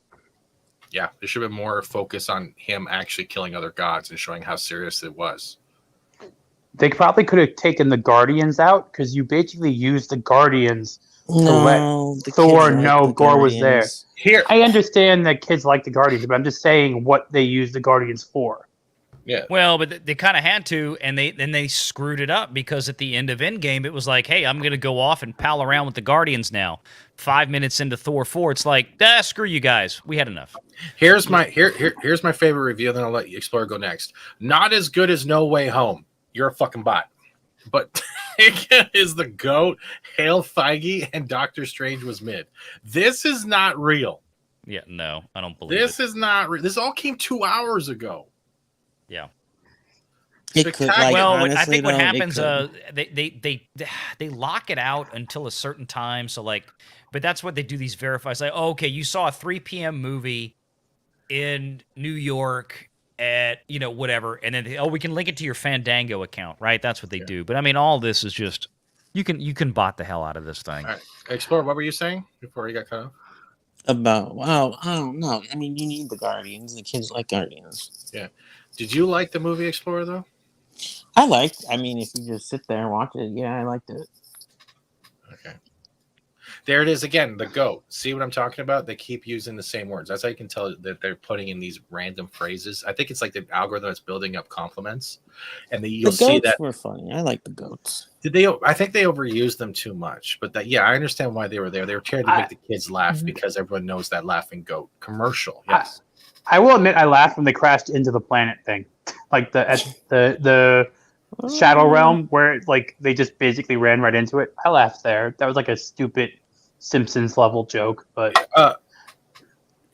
Society reviews. I did not enjoy it much either. I actually wrote notes. People saw it earlier, and I actually gave the whole synopsis of the film without yelling woke, because it wasn't woke. It was just badly written.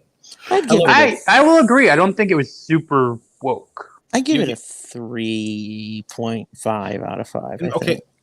The question I want to ask, though, Explorer, if you went by yourself and you didn't have the neighborhood kids that had the laughter that could have also like made you feel in a better mood, would that be a different vote, or do you know for sure? No, because I'd have to see it again. But no, because I did see. That theater was there was a lot of kids there too. So that's where the parents dropped all the kids off there and they went to go see Top Gun. I don't know. Maybe that's it. Maybe this really is. All I know is, did anyone else find the effects to be like completely horrible in a lot of spots, and also blurry? I was watching a cam. I don't know. It was all blurry. Well, at least for me, I found like the God City, like when they did the pan around, like it was like out of focus almost. I don't know if that was Avatar right here. I was looking earlier this afternoon at 2:00. There were a ton of empty seats at the largest theater in my area, and they have like 8 to 10 showings tonight. And I mean, some of these showings tonight literally had no seats booked at all. I'm looking now, and I mean, the 7:00 show that's running right now, like it's 6 minutes after 7 p.m. here, and this show is way more than half empty. It might be 30% full, 30 to 40% full. That was the same thing for my 7:00 by me, because they had a 4 and a 7 for the showing for the IMAX. Mm-hmm. And there were like maybe 20, 30 people in my showing, and the same thing. Like for the showing for the 7:00, there was like 20 or 30 people. I saw more people going to the theater just to buy the popcorn bucket and leaving. There it is. This review is perfect right here, because that's what I was pretty much talking about. Now, Society, I'll get to your thing in a second. Love and Thunder resets Thor back to where he was at the beginning of the first film. I did say that. A vain, greedy, cruel boy with just puppy dog. Yeah, because the whole vending machine thing kind of ruined. It was like, dude, that doesn't make sense. Like, there's actual critics out here giving fucking shit. Society says the film is very nihilist, very anti-religion, very anti-hero. I think. I didn't see the anti-religion. I think he's coming from the fact that don't meet your heroes, and that was in a way also relates to that thing, is because don't meet your heroes, and Zeus was God and also Thor's hero, and the way it was introduced, like don't believe in your gods because they'll just end up choking you. Give up your religion. That's what they were trying to push, I believe. I love that Jake Wilson quote right there. That's funny as hell. It's all a bit Monty Python, a bit Wes Anderson, but mostly reminiscent of the kind of self-mocking TV ad that draws on classical mythology to sell chocolate or get us to switch to mobile. God, that is the bomb right there. That is good. I thought the comment in the top critics about Thor being a stale fart was good. That's brilliant. Oh my God. Well, that was in the comic. The gods thing, hating the gods, the religion, that was in the comics. So you're saying that it was actually because they took a lot from the comics as well. Oh, they took a lot. Well, I mean, also, if you think about like the Greek pantheon and all that, most of their stories don't paint them out to be the best things. Like they're shitty. They impregnate a lot of people. It's not all sunshines and rainbows. No, yeah, when you read some of that stuff. Yeah, they're shitty. Every religion, every thing always has a god or two who is a shitty. Did everyone else like cringe when they came with why the title was what it was at the end? Yeah. New Bomb Turk says, personally, it was meh, but I will say it didn't do what many have said. I didn't see woke. I just saw bad writing. That's pretty much my main thing. The way that the themes didn't match what they were doing, and clearly, what TD was having a lot of fun with it. It's just the viewer isn't, and I think that makes a great point. A lot of people are pointing out that it's directed at a certain audience, yes, but it feels like the audience they was directed at was so fucking full of ADHD that they couldn't pick one that would work. I thought the only reason that people were referring to it as woke was because of the idea that Disney was following the same this same formula they've been using for a lot of other places, where we're going to bring in a female character to replace the male character that has been up to this point.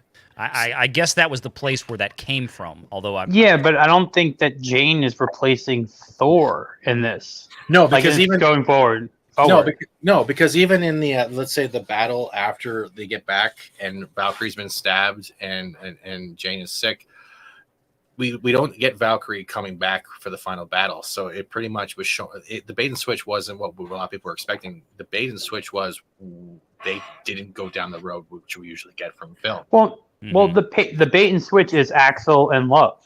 Those are going to be your replacement heroes in it's okay 5 years. Yeah, it's that's the funny part too. It's like we're seeing all these arguments about how guns should be restricted and all that shit. But hey, it's okay to give a kid a giant fucking axe that's as tall as her. Run around, bitch. Go ahead, have fun. How come she has an Australian accent? I don't, crikey. Because Taika does. But I'm just saying, that's Taika's kid, isn't it? Is that Taika's kid? Is it? Did they do the same? Did they do the same thing that the Rooster Brothers did, throwing the kids in? I don't know. I was just making a joke. No, I wasn't being serious. If it is, that would be funny. An allegedly wild and wacky, ultimately disappointing and disjointed chapter in the ongoing story of the God of Thunder, who seems to get more clueless with each. That's it, right there. The buffoon. It's literally the buffoon trilogy. Yeah. And again, the little girl is Chris's child, Hemsworth's child. Okay, that's what I was seeing from the picture. So that's Chris's child. Okay. So basically, he wants his daughter to be in movies with him. Oh, that's pretty cool. So that's actually pretty cool. I do like the family dynamic of films. I do like that. I do. No, I'm okay with that. I hope she turns into a good actress. And I don't want it to be like a nepotism thing only. But that shows the dynamic with the kitchen scene and how it was like the kid throwing. The kid, he was naturally going into it like, oh, now I need a new frying pan. Okay, now I actually understand that. That's actually pretty good. I actually like that. So it was actually. But then. Dynamic. It would have been nice to see more of that girl then in the beginning instead of just showing her like die. Like if you wanted to make that character into something more, like you just made the character into something as an older thing at the end, not showing any of her attitude or her personality prior. You know what I mean? Yeah. All right. But that's it. I like different points of views. We're already at 500 ratings. They're really. I mean, by tomorrow morning when you wake up, they'll be at. This was 5, at 250, 000. Wasn't it?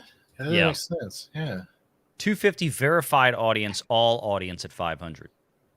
Okay. Like that's not a good rating with the fresh and rotten so close. That's really no. 55 is awful. I mean, if that drops, if they get another 6 rottens at this point, they're going to be in Rotten Tomato territory on the top critics.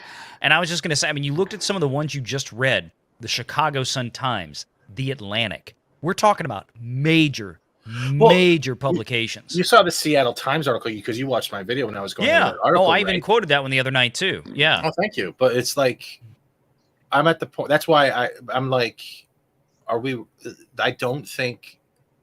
think they're the biggest fault line with all of this is they're trying to maintain the same format of these Marvel films, but they're not putting any research into the character. But what Explorer was saying is that they took a lot from the Jane Foster comic with the cancer and gave that storyline some validation, but they didn't do it for the rest of the characters within this. They made them dumb. Yeah. Well, the only one they didn't make dumb is Valkyrie. Like, Valkyrie gets to stay as Valkyrie is. Well, Valkyrie felt more like a snarky, lonely person that was drank too much. They pretty much made her like the drunk mom. That's the way I felt about it. But that's how she was in every movie before, though, too. Like most of Tessa Thompson's characters. Yeah. Okay. But this isn't shitting. Like, I'm not shitting on anyone. If you enjoyed it, you're going to enjoy it. If you didn't enjoy it, you're not going to enjoy it. But the fair criticism needs to be voiced more on why you don't like it, rather than it just being thrown out going, well, I think it's woke. No, I don't like this film. It's one of those things you could turn on the background, but you won't turn your head much. Yeah, all the criticisms I have heard thus far of people that have actually seen it, like I said, starting with Critical Drinker and Az and Disparu and Mahler, that whole crew earlier today, Good, everything about like the cool people. All right, go me. I can now cloud chase everyone. No, I'm just being sarcastic. No, I was going to say, everything I've heard has been, the writing was just terrible. I mean, nothing was developed. Everything was just completely helter-skelter. It was just scene after scene after scene after scene that the audience, in all the most serious moments, there was no chance to breathe, no chance to absorb what happened, no chance to even live that moment because Taika had to throw in a joke to cut the seriousness of what should have been a serious scene. And again, this is just... But again, that's look, Taika does great stuff when he does funny stuff. There's a lot of things that I've liked Taika Waititi in. I'm not crazy about having Taika Waititi do any kind of serious film. But that's just it, though. You're talking about someone from the comics who has stage 4 cancer, terminal cancer, okay? And you make light of it. You're saying it's not as serious. Just make a joke and everything will be okay. She still freaking died. And you're trying to aim this at kids, and you want to put themes in there that makes the kids not only ask their parents questions, but maybe be like, what does terminal mean? What is stage 4? And that opens up not only a branch of communication between your kids and the parents or parent, it gives the ability to see how smart the kid is in understanding and actually start making that relationship stronger. And if Woke Titty isn't going to do that, then he shouldn't address those themes, period. Yeah, I agree. It's like you're trying to parent by saying everything is just a laughing stock. And I'm sorry, no one losing a family member or anyone. I know I'm taking this too seriously, but whatever. And making it light, you're not making it light. You're saying it's not worth actually focusing on. To me, it's just like, okay, Taika, not everything has to be a joke. Yeah. But that's what I was afraid of with this movie is that, and look, I was one of those people, to be honest with you. I mean, I thought Ragnarok was okay, but I wasn't in love with it. I watched it once in the theaters, and I watched it again when I got it on physical media. That was it.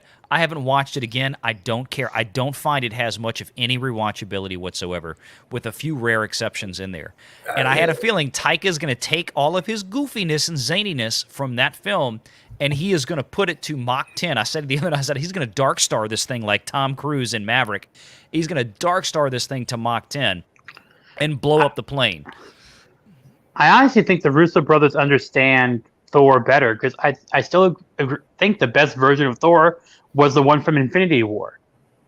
Like, that was your best version of Thor. You had seriousness, you still had some humor, you had like a solemn despair to him. Like, that was your pinnacle Thor, and you're just going down from there.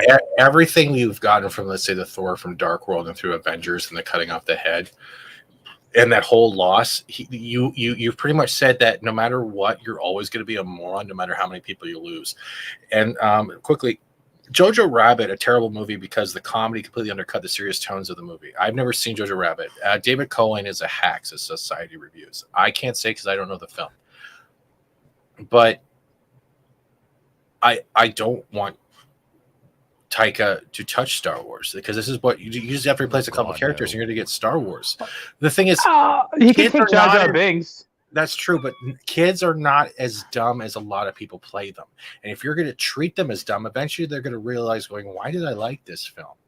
That's the best thing about SpongeBob. SpongeBob was able to make a mockery of everything, but it had serious tones, even to an adult theme that you might not get at the first try, but parents would. Taika's trying to do that SpongeBob humor and delivery, but he's not nailing it. He's just a sponge absorbing nothing. And also, like, jokes stay too long. Like with the Guardians departing from Thor, that whole scene, like, was just dragged out for too long. Like, you put 4 jokes or 5 jokes in that were all the same joke, all the same type of punchline over and over again. I don't get it. It's not good humor. All right. But that's it. And I hope we're being fair and review. People are like, well, you're not raging it enough. I'm not going to fucking rage it. If you want me to rage something, go to fucking other channels. I'm not here to rage it. It's not a good film.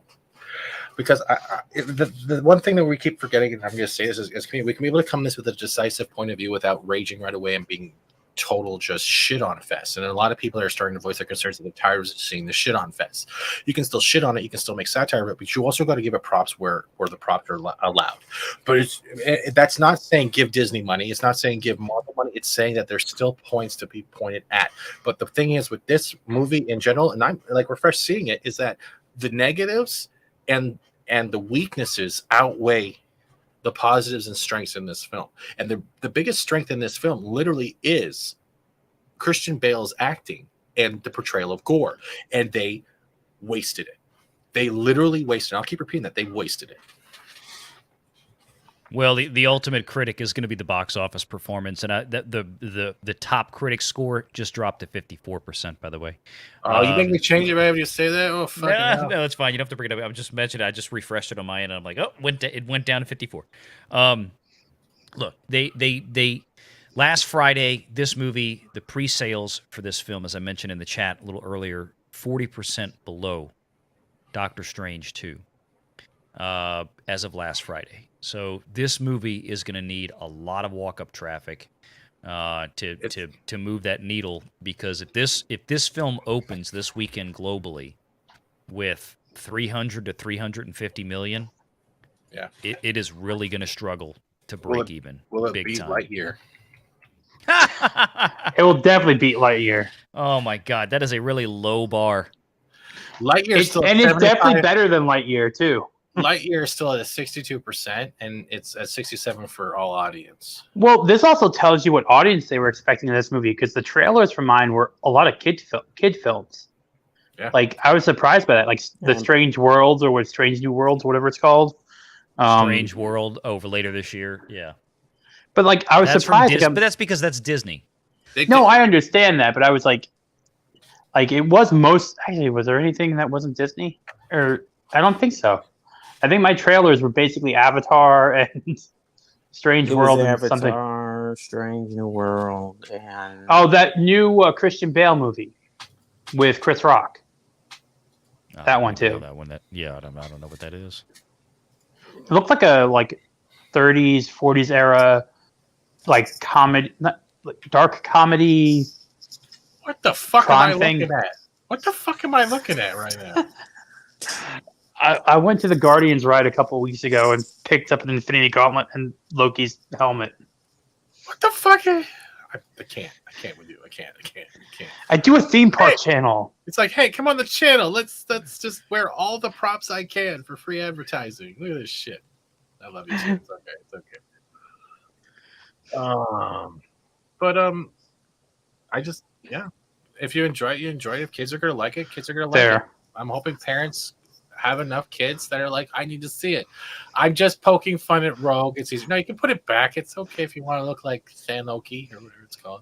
Because I was like, it looks cool, Rogue. I'm like, stop giving him ideas.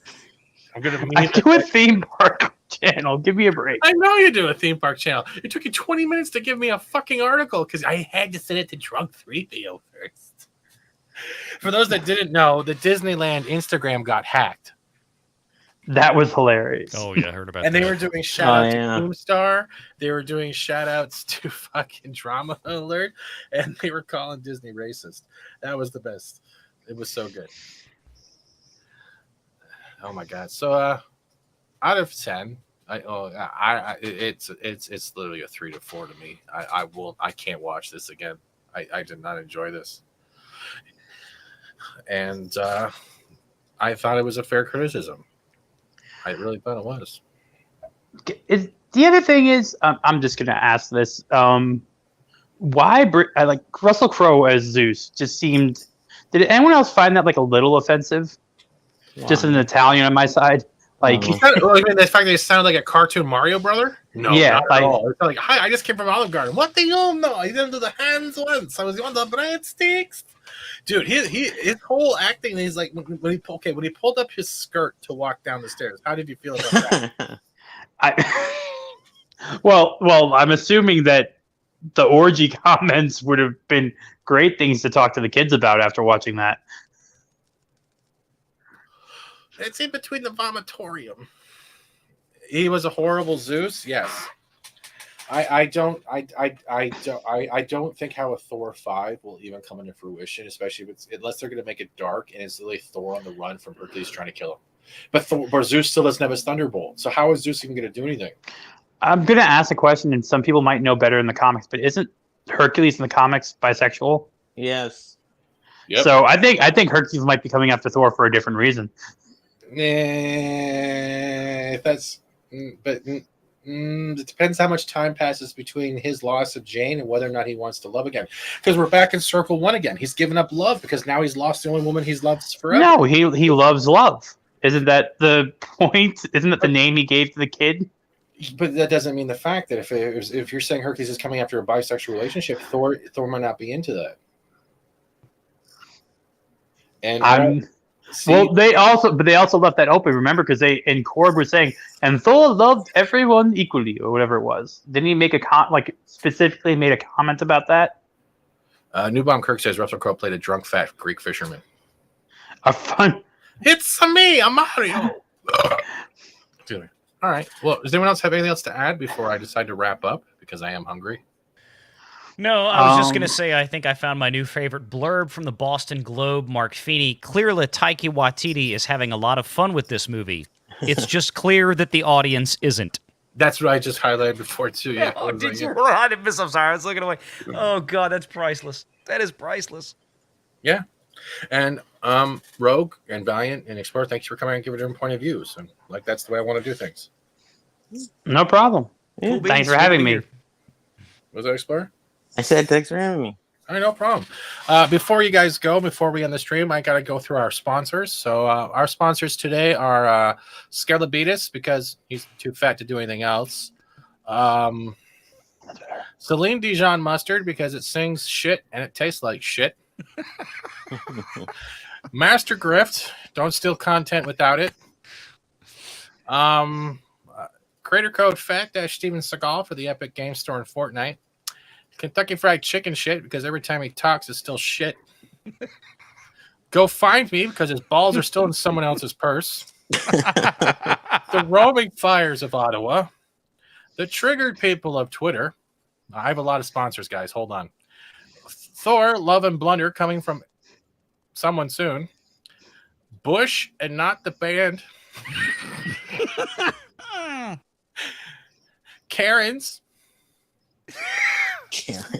I have to not drinking while you do this, because I almost just blasted my microphone with a lot of liquid. And AOC, Lost But Crying. Oh, God. Oh, God. And with that, I want to say one more thing. No. Give me money. Please, give me money. And remember this. If people are writing articles saying that Quest for Peace and Batman and Robin, that's Batnips, are better than this film, that's saying quite a lot, because that's a huge yearly gap. That's a problem. It is a problem. And remember, you can always catch Fat Man. I am the darkness. I am Fat Man. That's it. I don't know if it's more sponsors, so I guess we're going to end it here. And I guess we'll end it with this one. Yes.